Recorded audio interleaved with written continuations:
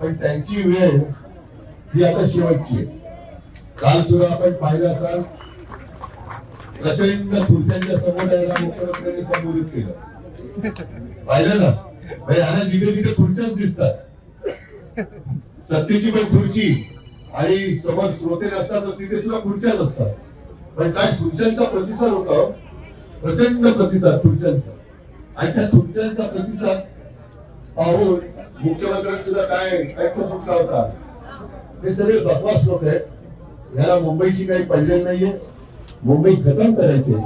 आपण इथे सर्वजण पाहतो, हिंदू आहेत, मुस्लिम आहेत, काही गुजराती पण आहेत, उत्तर भारतीय आहेत.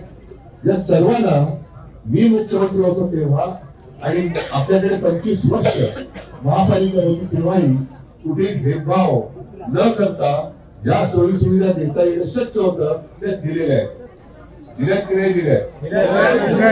मग आता हे जे काय श्रेय घेतात, कोस्टल रोड कोणी बनवला? आपण उद्धव साहेबांनी. कोविड मध्ये जे काम आपण केलं, असं एकही शहर भाजपमध्ये दाखवू शकत नाही की त्यांच्या राज्यात कोविड सारखं काम महाराष्ट्राने आणि मुंबईने जसं केलं तसं एकही राज्य नाही. जेव्हा आपण इथे लोक वाचत होतो त्याच वेळेला गंगेमध्ये मृतदेह वाचले. गुजरातमध्ये सार्वजनिक स्वरूपात चिता पेटल्या होत्या. हे यांचं काम, हे यांचं पाप. पण असं पाप किंवा असं दुर्लक्ष आपण त्यांच्याकडे होऊ दिलं नाही. असू द्या, आता परवा निवडणूक आहे. आज 5 वाजता प्रचार संपतोय. आजची रात्र आणि उद्याची रात्र जागे राहा आणि पैसे वाटायला जर का त्यांच्याकडून कोण आलं, सरळ 2 कानपटात मारा आणि पोलिसाच्या ताब्यात द्या.